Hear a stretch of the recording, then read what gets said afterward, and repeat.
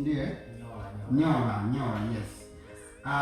Ngoja nipitie message, si ndio? Message za wasikilizaji ambao wanataka kusikiliza. Anakwambia shalom, Bwana Yesu asifiwe sana.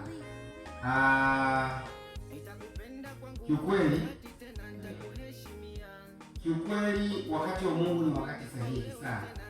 Namshukuru Mungu kwa kunifikisha siku ya leo, na ninachomuomba apambane, akaze buti, kwa sababu hatua za mafanikio huanza taratibu. Pia nisome kama Frankie Gabrieli kutokea Mlandizi. Anakwambia kaka, hizo nyimbo nazipataje? Nyimbo zinapatikana vipi? Kwenye YouTube channel yake. Jina ni Nyola Amani guys. Ukienda kwenye YouTube ukiandika Nyola Amani, nadhani nyimbo zake utakuwa unazipata bila kingamizi chochote ile. Ndio tembelea YouTube channel yake, andika Nyola Amani, and then usisahau kusubscribe, like, comment na kushare vizuri vile ambavyo wewe utakavyoweza, ili mradi kumfanya naye hapigi hatua. Anakwambia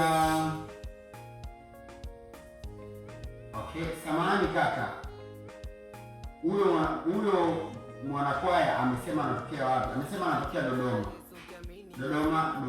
yes. Sio? Amesema anatokea Dodoma.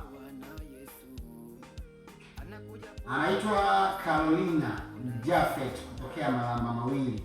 Anasema nimefurahi sana kumsikia msanii anayetokea mkoani kwangu. Nimefurahi sana. Amani ya Bwana iwe nani hapo studio. Shukuru.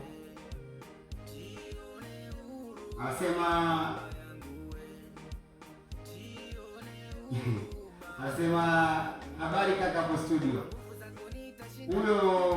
Huyo mshikaji namfahamu sana, na kuna baadhi ya nyimbo zake ninazijua, so msalimie sana. Naitwa Timothy kutokea Charambe, ila naishi Dodoma. Nimekuja kusalimia tu. Ndio vizuri.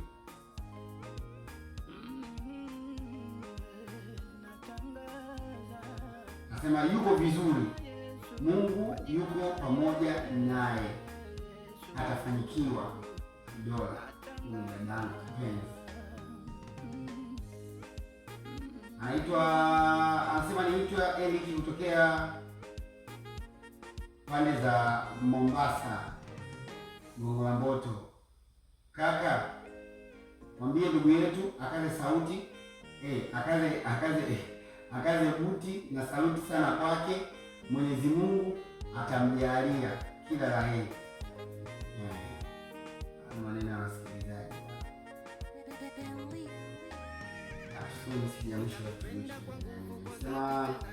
Msalimie sana mshikaji, melody kali, nyimbo nzuri, ngoma zinasikilizika.